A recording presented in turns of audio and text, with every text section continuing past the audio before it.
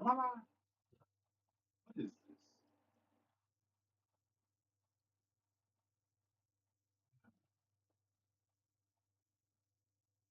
Is there a big play in the middle? Act like it don't want to move. Act like it don't want to move. Greetings, salutations. How y'all doing? Come on in. Come on in. Welcome, welcome, welcome. Come on in. Give people time to catch up. It might be a little dry. Dun, dun, dun. Yes.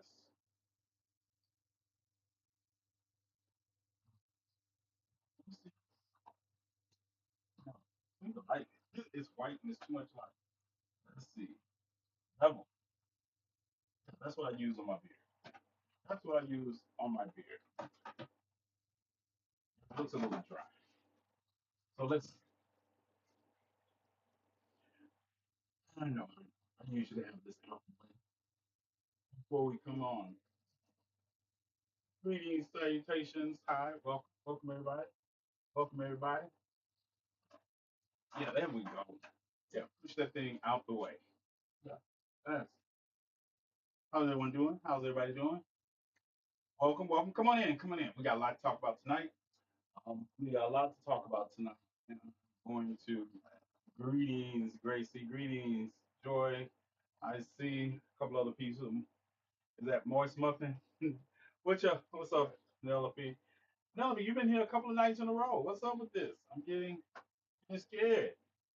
Uh-huh.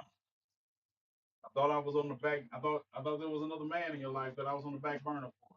I said it. I said it. I said it, and I meant it. What's up? Greetings, greetings, all of you all. Come on in. Make yourself at home. Make yourself at home.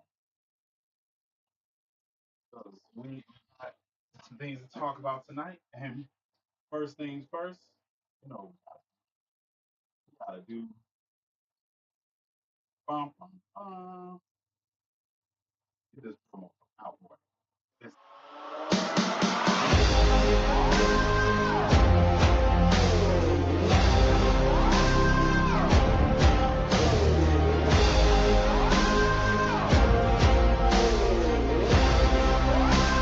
Conversations with TNathan delves into the stories of activists, scholars, and everyday heroes who have fought to continue the fight for justice, equality, and liberation.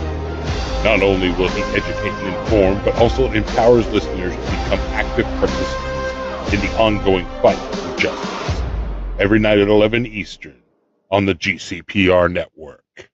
all right, got the promo out the way. Greetings, welcome, salutations. It is 10 o'clock Central Standard Time, 11 o'clock Eastern Time.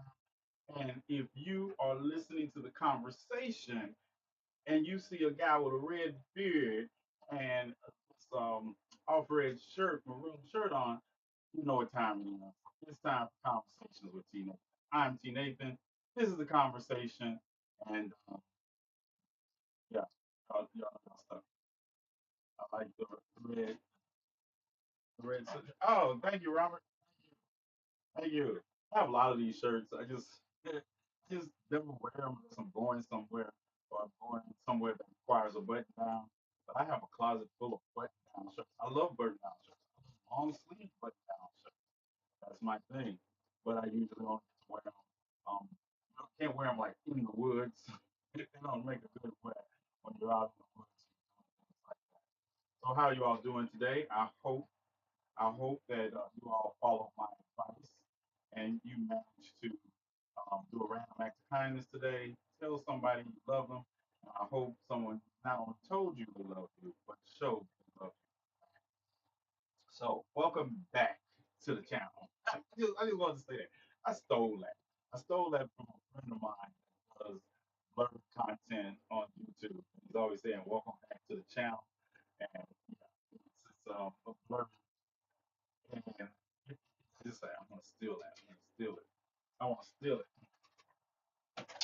Go sit down. Snacks? You want snacks? Huh? Snacks? Snacks? Nope. Don't want snacks? Yes. My dog gets snacks that are actual chicken nuggets. My Bella wants actual chicken nugget snacks. Bella will not eat dog biscuits, like the milk bone dog biscuits. No, she's not eating. She wants her snack to be chicken nuggets. So when you I buy big bags of chicken nuggets from the freezer, pop them in the air fryer, and that's what she wants for snacks. My dog is not spoiled, not at all. Every dog deserves a snack of their choice. She's not spoiled. If you say she's spoiled, we're gonna fight because she's spoiled. But good evening, good afternoon, wherever you are, whatever time zone you're in. I hope wishing you all the best. My girl from Chick-fil-A. Yeah, yeah. So let's get into it tonight. We're going to talk about several things. I got several things on the agenda I want to talk about. One of them is this Trump's escalated attacks against the Smithsonian Museum. Says there's too much focus on how bad slavery was. There's too much focus. You can't make this up. There's too much focus on how bad slavery was in, in federal museums like the Smithsonian. So he's going to hire his lawyers to go over it. And, whitewash, whitewash, exactly. But before I get to that, I have a message. I made a message for some people, and I want you all to do your best to get this message to the people that it's for. Because it's a reality check. It's a reality check, yours truly. And yeah, I really want y'all to get this to them. And if anybody here feel like they need this message, then it's for you also. Let's get it. Yeah, I just made this video. I just made this video while I'm not signing in. This video is going to make some hit dogs holler. And I just want to make sure that those hit dogs that are going to holler because of this video, make sure they holler without mentioning my name. Because I am just looking for a reason to cuss them out by name. I often hear people talk about what they would be doing if they were alive during slavery, or if they were alive during Jim Crow, or if they were alive during the height of the civil rights movement. And I often hear these people talk about they will be doing this, and they will be revolutionaries, and they will be fighting the system at every turn. And some of those same people I heard saying that are now sitting out in the face of this administration's inhumanity and their attempts to whitewash the very history that they claim they would have been on the right side of. Let's have a reality check. Because what you are doing today in the face of this administration and its inhumanity and blatant racist policies are the same thing you would be doing if you were alive at any of those other periods of time you claim that you would have been a revolutionary in. If you are sitting down now, you would have been sitting down then. I said what I said, and I meant exactly what I said. And if you take it how I want you to take it, please call me out. The rest of you all have the day you deserve, and may the ancestors judge you accordingly. I just made that video when yeah, moved to log in. That's not gonna happen. Um, yeah, I just made it, and it's inspired by this and all these people talking about they sitting out what they're not doing. So yeah, I felt some kind of way, again, but I just wanted to make that video because I'm still waiting for them to call my name. Because I tell you, what these people, the same people that are telling you all, spent years telling you all what they would do in the face of civil rights movement or Jim Crow, or if they were alive during slavery and all the things they were talking about they were doing, they're lying to you. They're lying to you, and their parents and their mama dresses them funny. And I am just at that point. I'm up fighting is a win. Every day I'm up fighting is a win. And that's it. This the thing about it is that those people have lied to you. They're showing you exactly what they would have been doing then by what they're doing now. They're not doing anything. And they would be comfortable in their oppression with shackles, just like they're comfortable in their oppression right now. When they're if you sit back and you can watch the inhumanity visited on black and brown people and say you're sitting out of it, you were never stepping into. You were never in the fight in the first place. And then to shroud your ideology that you are fighting, that you're fighting by not fighting, you're on some bullshit. You're on some bullshit. And we're gonna call it out. We've been calling it out, but nobody ever pushes back on us.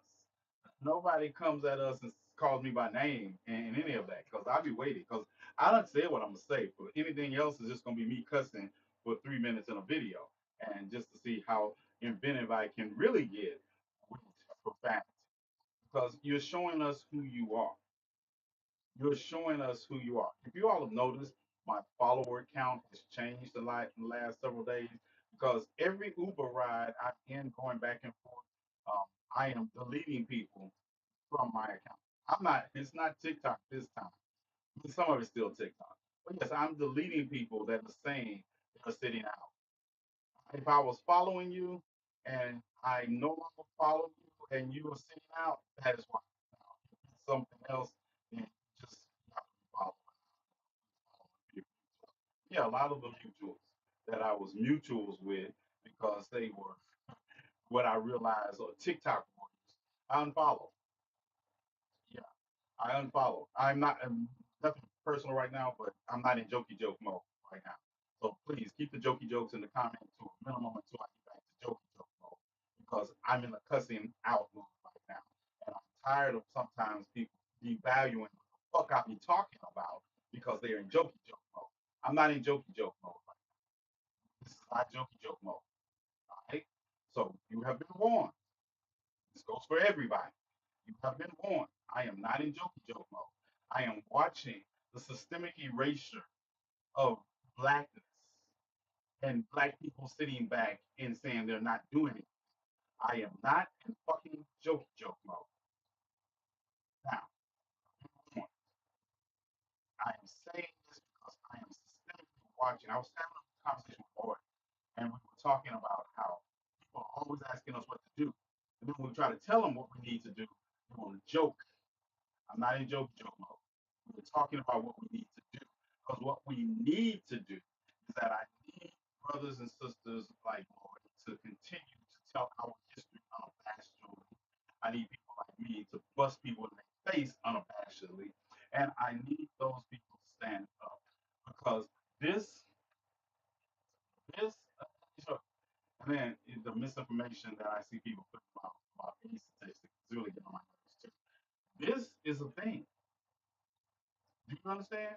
This is a thing. When I listen to Jillian Michaels talk about only 2% of people own slaves and BS like that, but yeah, no, we cannot continue to allow this to go unchecked. You can't. These at this, it is past time. Like I said, it is past time where we have to stop lending our platforms to harmful and dangerous ideologies to us. We are past that point. We have to, if you can't handle it, get out the kitchen. Stop platforming people that have no intent but to bring harm and danger to marginalized communities. Stop it. Because most of you all that are out here listening to people are not smart enough to even deal with talking points, much less to the point. Yeah, we will overcome. I probably nah. I'm fuck overcome. I don't even know what that means anymore. We will overcome. That saying we will overcome is just code for let's keep doing what we're doing, and we're doing nothing to overcome. Number one, no, we're not going to overcome. We're going to overthrow. We have that's a passive movement. It's a passive movement rooted in this ideology from the civil rights movement that somehow we were passively in part of our liberation. Liberation has never been passive. Listen to me. No matter what you have been taught in history by a whitewashed education system that sought to keep you in a certain state of mind, liberation has never been passive. And I know they like to throw up Gandhi on you all and say, well, Indian Revolution was Gandhi is not the reason. It is the failure of the British to be able to extend their power that far. But the effects of colonization still impact India to this day. So understand there is no such thing as peaceful liberation. There is no such thing where you sit back and keep allowing the oppressor to push their talking points and try to hit you with, it is better to work hard in this life because your reward is in the afterlife. Well, guess what? I'm making my rewards now. Fuck the afterlife because this is the life. This is the life. Yo, thank you. Whoever penned that, good penny, because I am in the mood. I am in the mood. And that's what we have to realize, right? We keep allowing harmful people onto our platform, and with you have these people channeling networks and everybody. We cannot do that. We we have, and I listen to people that go into these pseudo intellectual debunking of principles. Like when we talk about less than 2% of white people own slaves, and people go into this. Well, listen to me. Please understand. Well, this and that. Fuck all that. Fuck. At the end of the day, I am not here to explain. Uh, how did I get a community? What did I do? What have I said already to make TikTok tell me my live is not going to be pushed out? Well, I'm used to that because I'm not sitting up here with a bunch of rednecks with their limited understanding of the same English language they want to make official, um, allowing them to speak. Yeah, that's not how it works. I'm not even I don't use that.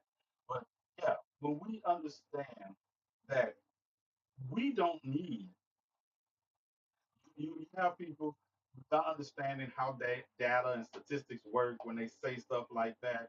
But I break it down like this, right? What percentage of Americans own social media companies? What percentage of Americans own social media companies? While y'all contemplate giving me that percentage, do you understand that during the time of slavery, that there were more millionaires along the Mississippi Valley that owned slaves than they were who didn't own slaves? Do you understand the influence of millionaires in a capitalist society? Do you understand that most 63%, 65% of our first presidents up until the Civil War owned slaves? Do you understand that during that time, half of the members of Congress that had existed owned slaves? So when you give this misleading thing like, oh, only 2%, yeah. So have we got to the number of percentages of people in this country that own social media companies? And do you understand the influence and the power of social media companies in this? It's less than 0.5%. Less than 0.5% of this American population owns a social media company or has ownership in a social media company, not counting people that have for their stock in their 401k plan is invested in it, but also to understand that judges, and we talk about the Supreme Court during up until the Civil War, that most of them owned slaves. Their laws that they passed was in accordance with their belief in owning slaves. Chattel slavery has never existed in the world like it did in the United States. And then to try to have these conversations like, Donald Trump saying, are we going to, he said, we focus on how bad slavery was. What? What? Like all of a sudden you can't walk and chew bubble gum at the same time? Or you want to talk about the greatness of this country, but you don't want to talk about the people you exploited to make it what it is today. And the greatness is only if you consider being the world's leading economy. That's what you're measuring stick by. South Africa had Truth and Consequences Council after the fall of apartheid, and the United States has never done anything like that, and it never will. It never will. It never will. We have people. You all wonder why certain people are joining the discussion of reparations because they figured out something. They figured out that most of the people talking about reparations don't know what the fuck they're talking about. Yeah, they're just talking about compensation. They're just talking about a fine. They're talking about putting a price tag on the pain and suffering of my ancestors. That's all they're talking about. They're not talking about reparations. They're not talking about putting in place systems and balances, checks and balances to make sure this never happens again. No, we're not talking about putting in place a system that rectifies and corrects the social upheaval caused by it to our people. We're not talking about that. We're not talking about the use of resources to deal with the mental trauma of generational trauma caused by it. No, we're not talking about that. We're not talking about no. We don't real people talk about reparations don't mean that don't understand that reparations is five things, not just the compensation is just one of those things. And you want to run around here and put a price tag on the pain and suffering of my ancestors. Trust me, they don't mint enough money in this country for you to do that for me. Because if you're not going to address the system that is left as a remnant of that system, you're still not addressing the issue of disparity. You give me $50,000 and then you raise prices to still keep me in the same class that I was before you gave me $50,000 is not reparation. It is not reparations. If we're not talking about creating institutions and systems to address the disparities caused by it, you're not talking about reparations. You're not. And see, this is what happens when you go around here listening to people who don't know what they're talking about when it comes to history or the present. You go around here and you listen to people that platform people that are running for political office that don't even have the ability to ask questions that are relevant for the community they say they represent. You don't want to go around here and have got you moments talking about how many amendments to the Constitution it is. You don't know how many amendments to the Constitution it is. Most of the people in office don't know what the order of the amendments to the Constitution anyway. But that doesn't stop them from having the levers of power at their disposal. And you need to find out what they're going to do with those levers of power, not having got you moments because somebody doesn't know the date that in 1921 women got the right to vote. Yeah, they don't know that. They don't know that.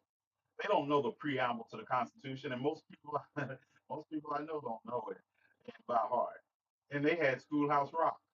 You should be at least able to sing it because we grew up listening to it. But these are not relevant questions, though. It's not relevant.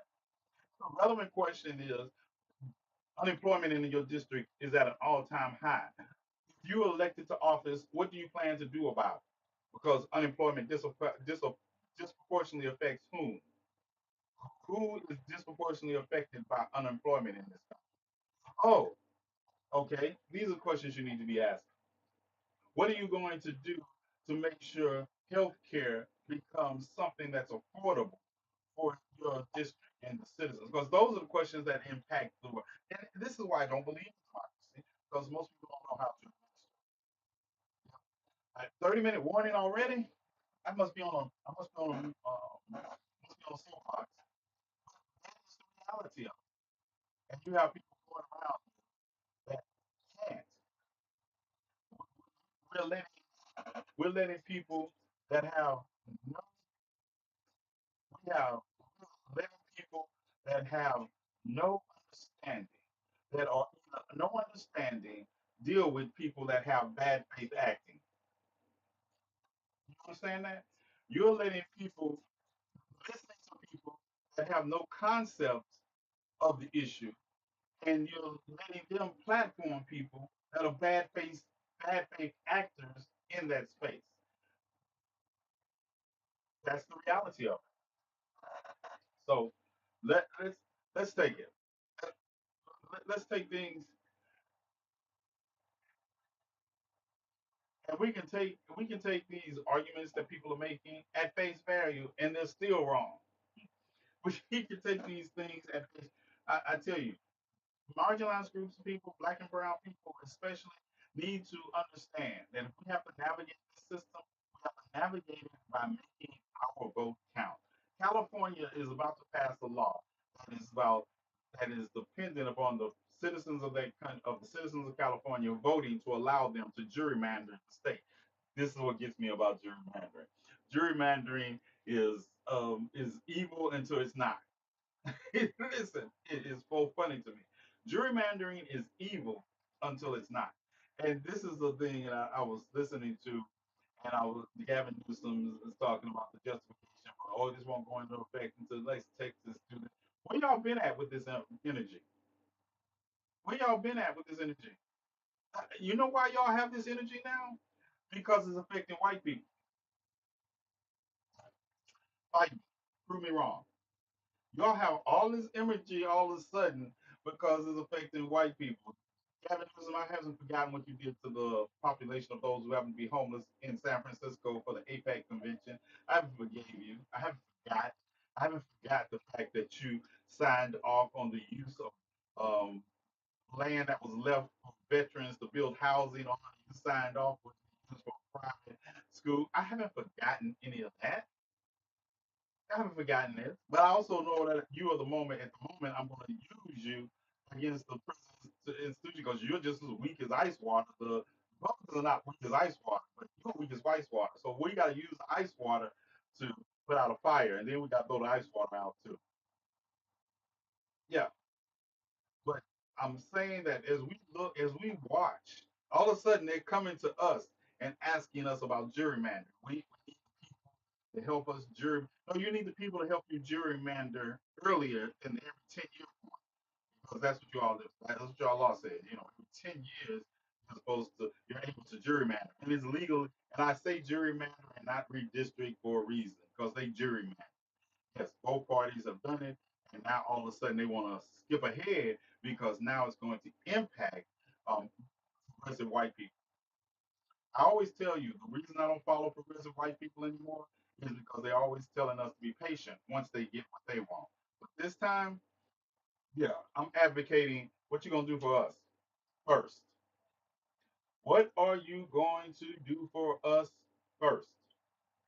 Yeah, not after you get our vote. No, you've been telling us after you get our vote, everything changes. What are you going to do for us first? Yeah, they act like it's hurting them. It is hurting them. Oh, it is hurting them. That's the thing. That's the thing. It's like they are hurting, and they need our help all of a sudden. And I'm not saying that we don't help. I'm just saying we make sure we get out of it what we put into it. The time for patience and grace is, and this is it. This is why people say, listen. And listen, this is why I have a problem with those people say they were sitting out. They didn't see this coming. They wasn't sitting out and saw this coming. No, it don't count if you're still in the face of inhumanity, being some weak ass bitches, and then all of a sudden you're not even taking advantage of the situation that is presenting itself. That's why I got mad all over today again. I made that video because the situation is presenting itself when they're talking about redistricting, gerrymandering. California, Illinois, and Maine, and no one is sitting around saying, well, "What you gonna give us? What? Transactional.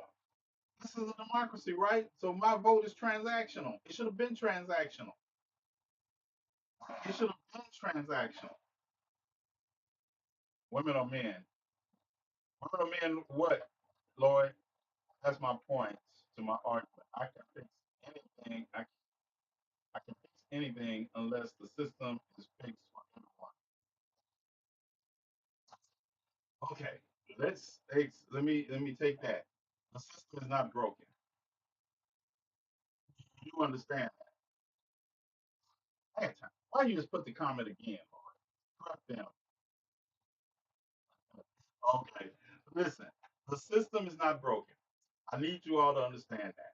I really need you all to grasp the fact that the system is not broken. The system is working just the way it was designed for the people it was designed for. If you eliminated every amendment to the Constitution of the United States, the rights of white men would still be enshrouded in the articles. Did you hear me? If you eliminated every amendment, I know it's probably, I hope it's not new that there are articles to the Constitution of the United States. If you dismiss every amendment in the Constitution of the United States, the rights and privileges of white men would still be enshrouded in the articles. The system is not broken.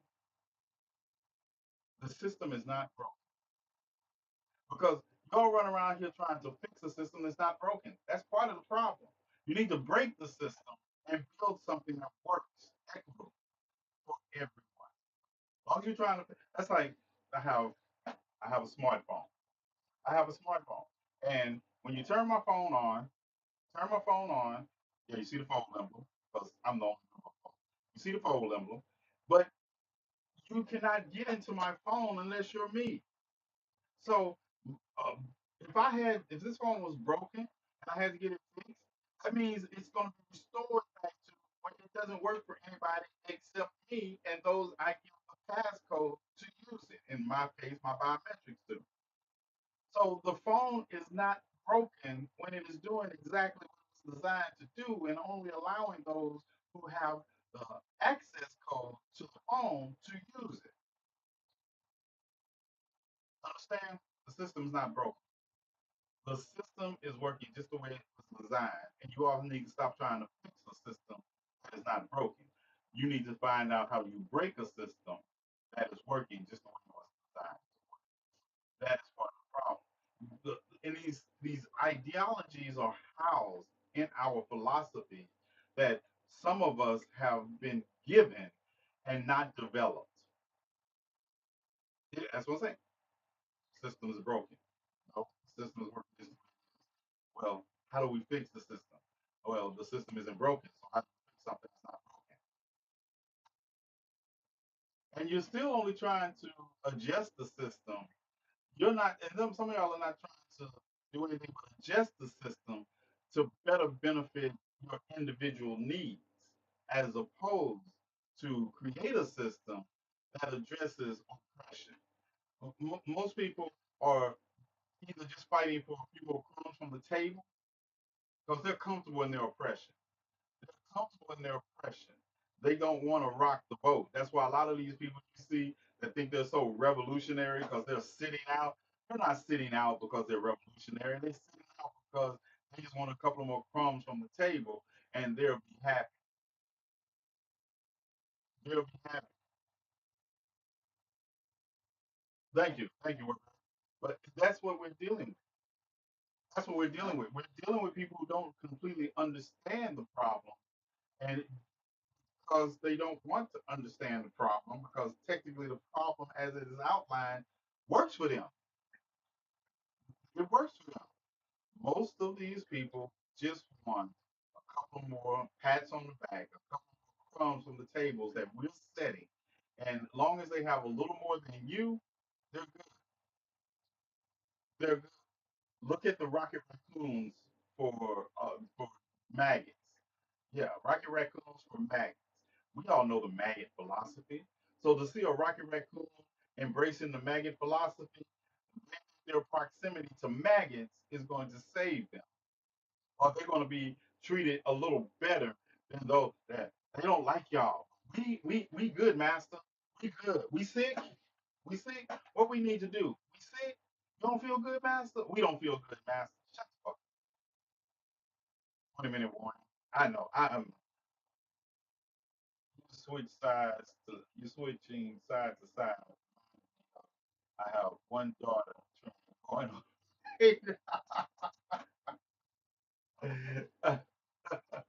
We sick, boss. Yeah. We sick. Yeah. And that's the issue. Yeah, that's a good one. I like that. That's the issue. And that's the issue that we have to overcome. And we're going, and every night, unlike some people, I don't advocate for everybody going with us because I don't think everybody can. I'm convinced.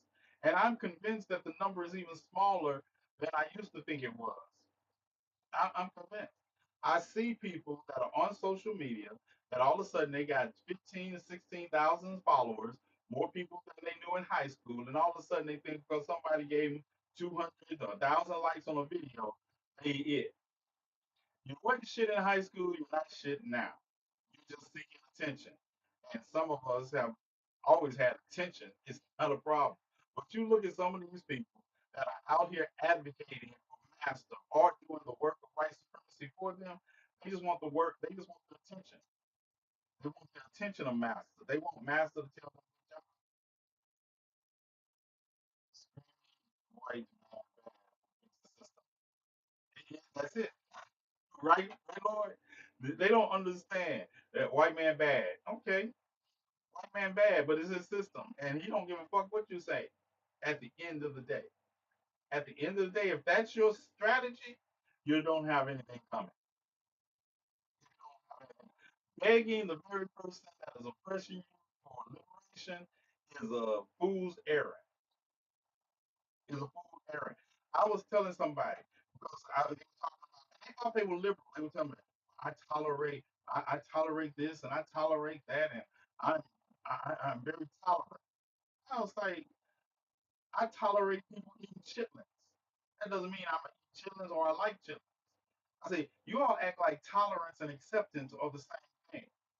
I accept people for who they are. I tolerate them for who they are.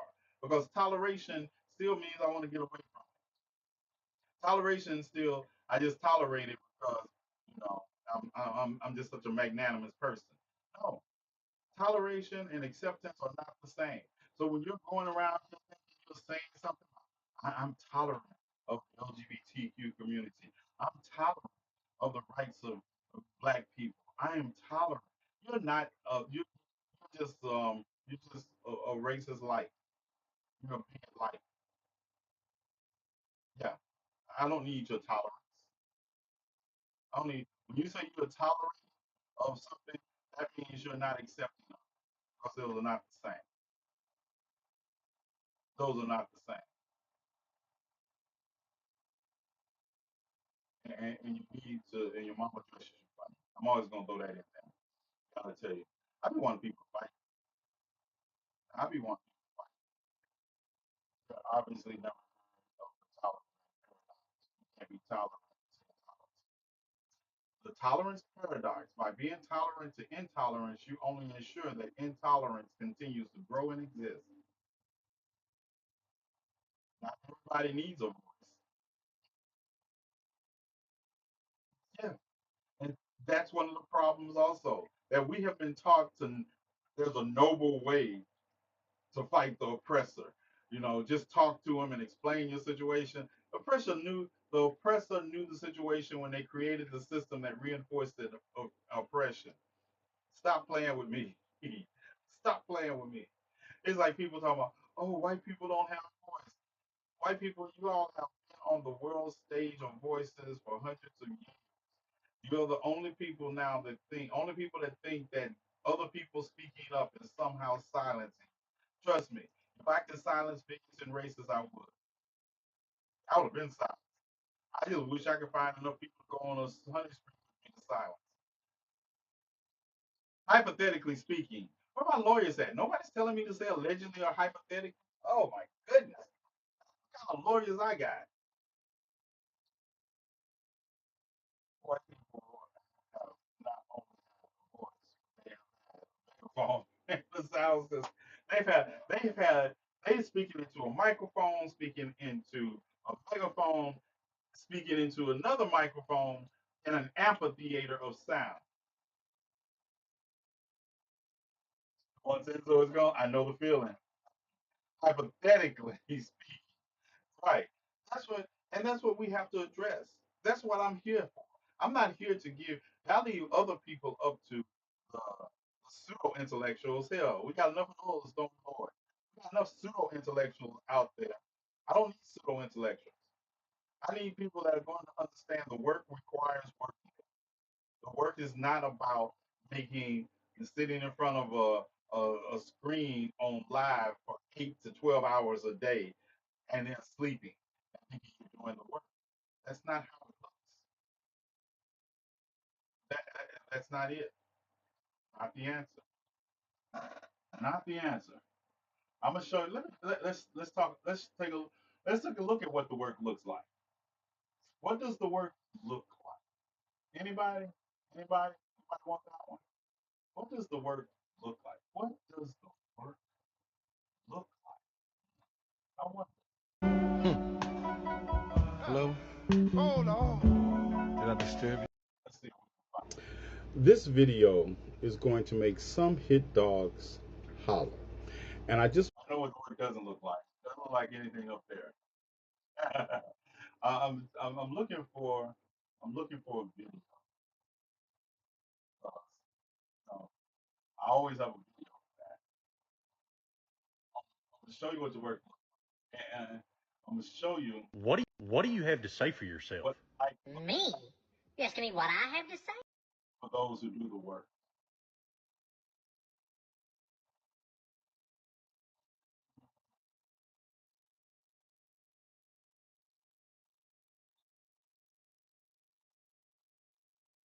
Dun, dun, dun. Martin Luther King Jr. was Martin Luther King Like Jr. was a completely made-up character.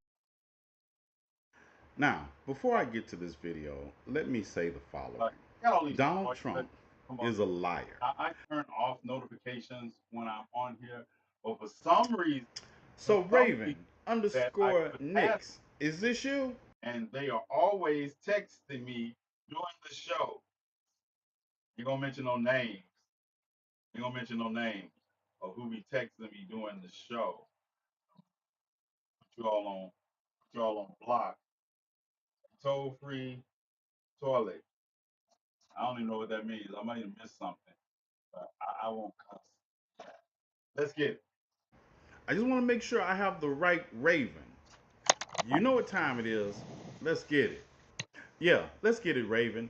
Because this is Raven Appreciation Day. Yes, this is the day I show my appreciation And to this is a another 10-minute person video.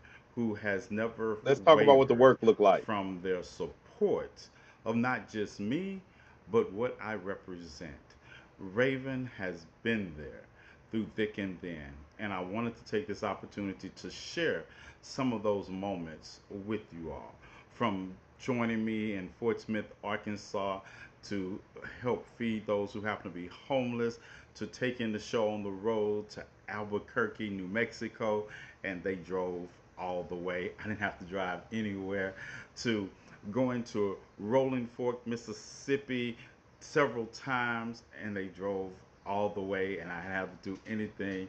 To just always being there to support me in my support of the community. You are appreciated. And definitely our time in Selma, Alabama for the 60th anniversary of Bloody Sunday will be a high mark of my life. So take a moment and appreciate with me my friend, my comrade, my partner in crime, Raven. Savage, TNathan, Lokias.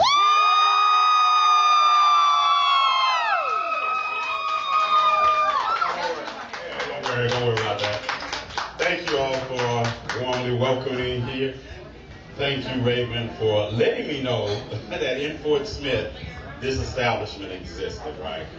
For so long, we have been allowed to be divided by those who would want us divided and pit us against each other. So I say to you tonight, we're going to claim our intersectionality as all marginalized communities should, and we're going to stand up and unite. Raven has invited me here, and I'm reaching out to the LGBTQ community here in any way I can to be an accomplice, not just an ally, an accomplice. If you're fighting, I'm fighting with you, right? So we need to realize also, thank you, that we have a large homeless population here. And a lot of times we get so caught up in our issues that we do not understand. I am a giant. That are worse off I than us. am a giant. So I reach out to the homeless communities here, and there are about 100 of them. I mean, right across the street, there's a shelter that Jordan and I, we go by at least once every other week to provide food, to provide meals, to also just get to know them and hang out and understand not what we think their problems are, but what do they say their problems are. So I am honored to be here. I'm honored by this intersectionality, to work with Kincaids, to reach out to them, but I'm also deeply honored to serve with you all as part of y'all's Pride Committee, because Fort Smith has never had a Pride Parade or Pride festivities that I know of. So next year, we're going to bring it to Fort Smith, all right? All right, so hang on, don't sit back down. Come here, come here, come here. Come here. You're not done, you're not done. Come here, come here. So get up here. So now with that being said, me and my cast of entertainers tonight, because he does so much work with those that happen to be homeless. And we all know that Thanksgiving and the holidays is coming up. So this entire next set of songs that we're going to do, so this whole second round, all of the tips from this next set of music is going to go to you for those that happen to be homeless, for their meals and anything that they might need for the holidays. I want to say that, I want to add one thing. Yeah. I want to add something, right? Raven knitted 75 scullies for those who happen to be homeless.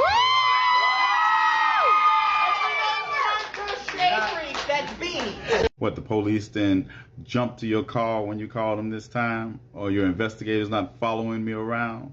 Yeah, you just want to what? Raven always spoiling my fun, but let's get it.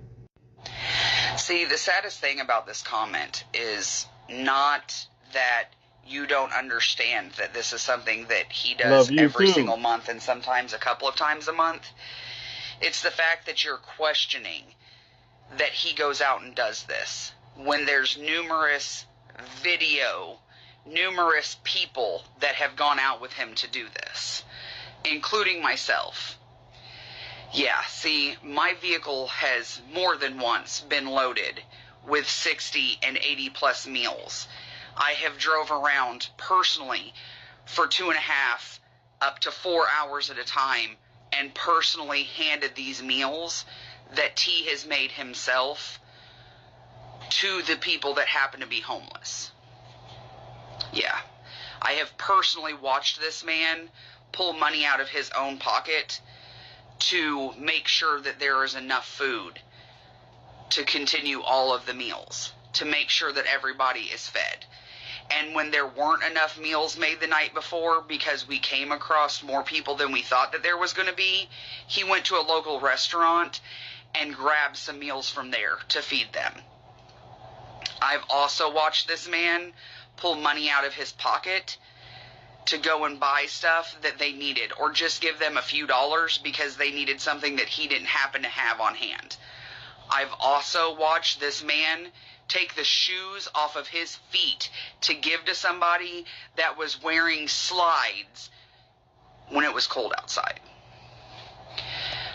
How dare you question if somebody has the receipts for food to feed those that happen to be homeless when there is video after video, live after live of him cooking them, going out and passing them out, and then person after person that have been with him while he does this. No, we've all done it. Tell you what, Rain. you We've all ever done want to it. question whether he does this, just give me a call. Just reach out to me. I'm not hard to fucking find. You are a despicable person. Yeah. Y'all just see some of the It's gross videos, right? behavior. Y'all just see some of the videos. Gross. If you Here's the say next I stop, did it, we all have and done we're it. gonna get these. How you doing? How y'all doing? Y'all doing all right today? We're gonna get trays over here, drinks over here, and let's get it. All right, we out of here. I need my hands. We gotta get the rest of this passed out. Thank you for joining us. And Raven. Yes. How you feel, Raven? I am great. We're doing the thing, right? And you know what to do. We'll see y'all later. We're gonna get the rest of these trays passed out. Peace. Hear it? Y'all hear it? Can't get any better than that. Yeah. All right. So you all know what we're doing today. We're doing the meals These for those are who have to be years in the homeless. making. These are Let's years get in it. the Here making. we have Jordan, and Jordan's making trays. And we got Raven, and we got the gifts for the children wrapped. And here's the trays with the corn, dressing, not stuffing, cranberry sauce, rolls, potato salad, and turkey. So we got everything packed up, and we're at our first stop. Let's get it. So here we are, and here's our friend Dorothy. Hi, Merry Dorothy. Christmas. Merry Christmas to you also. All right. All right. Let's get it. Let's get it. Yeah. All right. There's 3 of those. We got the gifts for the kids. Here you go. Here you go. The biggest one is for him.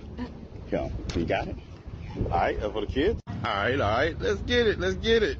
So, Raven, what's the most important thing you're learning today? The most important thing I'm learning today is a simple conversation with somebody about cookies can change their entire day. All right, we got more work to do. Yeah, guess what we're doing? We're preparing the meal tomorrow for those who happen to be homeless. I got Raven here with me. Yeah. And her husband, Kaiser. Yeah. They came down from Missouri to help me with the meal. And the tornado that touched down in Rolling Fork, Mississippi was over You remember this, 3/4 of a Raven? mile at its base. How many And hours it did we stayed drive on the to Rolling ground Fork? over 60 miles. So, as I promised you all, I would be back here a month later. We were here about 7 days after the tornado, and we're back with more supplies. And I'm going to give you an update about the area, what it looks like now, and I'll be going live to do that here in a couple of minutes. And we're going to find people and try to talk to people around the area.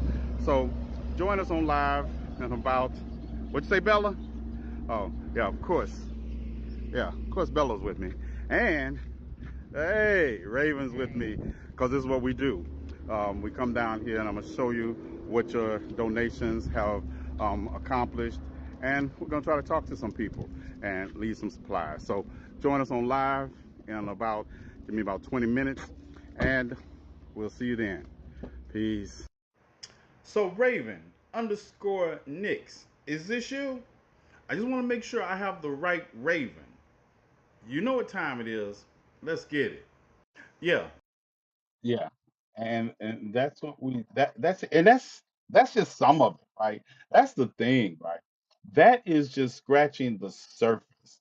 You know, the Selma doing when you look at me and I'm jumping out, I can jump out the car and be the superhero because I got somebody keeping the car warm. We were in Selma and we went to the when we found out that they had a all white country club, golf club, and we went out there, right? Yeah, I can just hop out cars because Raven got the wheel, right? We went to Rolling Fork twice. We went to Rolling Fork twice. Um, and Raven picked me up from prison. That day, that was one of the most emotional days in my life when I walked out of prison, and Raven was there to pick me up, and just just there, just there, um, and all of that. Oh, okay, all right, it's that time. It's that time. Hold on, just a moment, y'all. All right, GCPR. Uh, Thank you all for joining us. And tomorrow we will be back at the same Black Panther time, same Wakanda station. I'll see you all then. But yeah, and then picked me up and then went back and we went to Rolling Fork. Listen, we went to Rolling Fork. Going back and forth to Mississippi, going to Rolling Fork, taking supplies. We bought supplies at the what was it, Home Depot? Was it Home Depot? I think it was Home Depot or Lowe's. One of them. We bought supplies there, packed the car up, and we drove to Rolling Fork and joined people, giving out supplies. We went to Mound Bayou, like I say, to have them throw me that was my birthday. Also, that was my birthday. We were there for my birthday, and you know me. See, I was supposed to be in. They thought I was going to be in California. This is when I was supposed to be participating in a documentary, and they were like, "Well, I told them what I was doing. It was like, and I said I might go to California, but then Raven put this together, what you all saw there, and the performers, raised donations and gave me tips, all their tips, which was a lot of money. Thank you, to help me those who have to be homeless. And then the guy that was doing the documentary kind of like, well, no, that's not. We should come to go to California because that was more glamorous. I was like, yeah, I'm not participating in your documentary because I will be in Fort Smith at the with my friends, and we were raising money for those who have me homeless. And that's how I got exited out of the documentary. But the documentary didn't take place because some shenanigans went on in California. They wouldn't have went on if I was there, but they went on. So here's what it is. But we do the work. We do the work. Arkansas, Arkansas isn't glamorous. Yeah, I'm good, Reese. I cleared it. I cleared DCP. I cleared them out. Yeah. So this is what the work looks like, and there are lots of people um, that do the work, but I'm fortunate. I, this is why there are people like Nick and Raven and the nephew Roland that have been with me everywhere. Even Jason. People get mad, but Jason has been there also. As long as he has me to look over him and look out for him, he's good. But he requires a special touch. But he has been there. He has driven also, and you can't take that away. Um, but Raven, Nick, Bro, these are the people that I look forward to working with. And Carrie is always in the background. She doesn't like to be in videos, but she is always supporting. And now I have some other people that support me also. This is what it's about. This is how revolution works. It doesn't work because we do nothing in the face of even impossible odds or what we might see as impossible odds. But we continue to fight because we understand that anything else is unacceptable. Anything else sees a huge part. Listen, Carrie is a huge part of everything. They're the ultimate behind the scenes person. They're the huge part. It's like you just don't know. Sometimes Carrie keeps me from really jumping on a plane and going somewhere and just saying, fuck how it turns out, too. That person is Carrie. Because me and Raven, I don't ever call Raven to talk me down. No, and Raven doesn't call me to talk them down. Raven calls me and we like, where we going? Then Carrie be like, have you thought this through? Yeah, we thought it through. And then it's like, we come up with a different plan. But that doesn't mean but that's it. A lot of it. I'm not that friend. No, I'm not the friend to talk you down. I'm the friend to be like, don't call me unless you need some planning. Like, I need you need a plan? Let's go. I remember And I'm not gonna tell, but there was something that happened, and Raven would not call me until afterwards. That's right. Raven say, nope, because I need to do it this way because I look up and we'll be down there and it'll be like the OK Corral and Wide Earth, and I'll be like, yep, you're right. It sure would have been. It sure would have. I feel like T and I would be chaos if we would listen. It's not that the thing, whatever. We wouldn't be chaos. We would just handle differently. We would handle. I handle people. I think part of handling problems is handling people. You know how you want to about it. You know how you want to about it. But you wouldn't be sleeping on my couch after you tried to assault anybody in my presence. You might be sleeping under the floorboards of my couch until I can determine how I'm going to dispose of your body, but you won't be sleeping on my couch. Definitely. You will not. Hypothetically speaking. Hypothetically speaking. Yeah. So this is what the work looks like, people. This is what it looks like. This is what we do. When you all donate money, this is the way it goes to. And it's like that's what gets me. You all donate money and you get to see exactly where the money goes. You get to see it. And I think it's so funny that, I used to think of certain people and I say, oh man, they good, they doing good. See, I'm an ex-criminal. I'm an ex-criminal. I'm ex-former, whatever they call it. My mentality hasn't changed about committing crime. It just has to be crime with purpose now. Yeah, I would rob a bank to feed those who have been homeless. Yeah, I would do that. I sure would. I sure would. If I thought I guess it is. There's certain things I just can't do because of my dignity, like send somebody a dick pic for $200 because they told me they would help me with those who have to be homeless. And people think I am kidding. People think I'm kidding when I say things like that. But Raven and other people, they know the truth because I've showed them the text. Look, I, I've showed them the text. I said, I've showed them pictures that people send me, and I'd be like, if I had to see this, somebody needs to see this with me. Somebody needs to see this with me. Because at the end of the day, it is about the work. We need to build another state for the fam only. Robbing banks is not the way to go nowadays. Too many cameras. I got a plan for that too. Uh,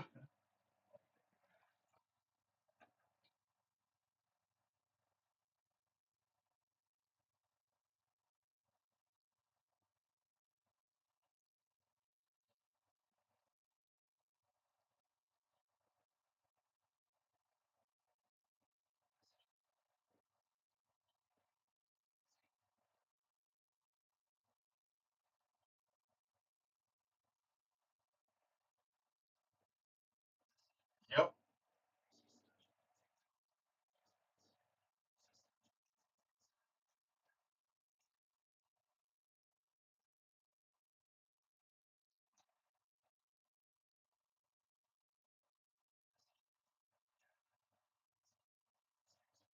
yep,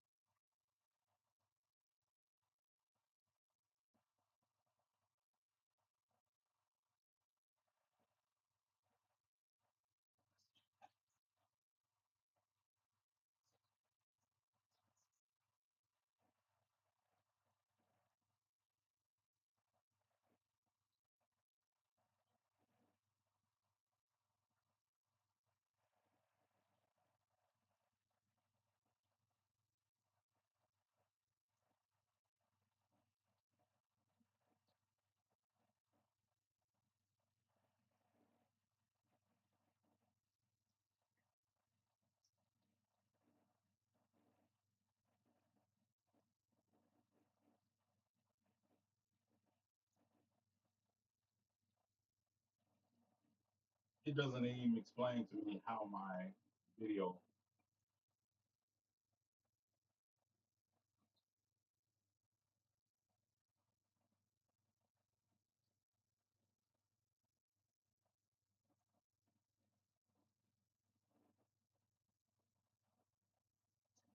I am not even being told how my video does that.